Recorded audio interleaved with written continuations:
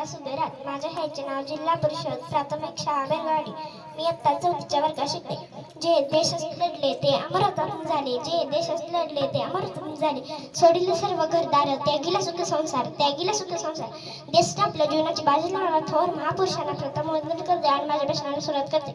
मित्रांनो, आज आपण प्रजासत्ताक दिन साजरा करण्यासाठी एकत्रित जमलो आहोत. दिवस हा सोन्याचा, तुमच्या माझ्या आनंदाचा. दिवस हा सोन्याचा, तुमच्या माझ्या आनंदाचा, अभिमानाचा आणि उत्साहाचा. दिवस हा आपल्या न्यायाचा.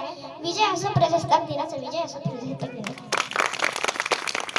26 जानेवारी 1949 रोजी आपल्या भारत देशाने राजघटना स्वीकारली. डॉक्टर आंबेडकरांनी ही राजघटना तयार केली. खरंच आजचा दिवस सोन्याचा दिवस म्हणायला.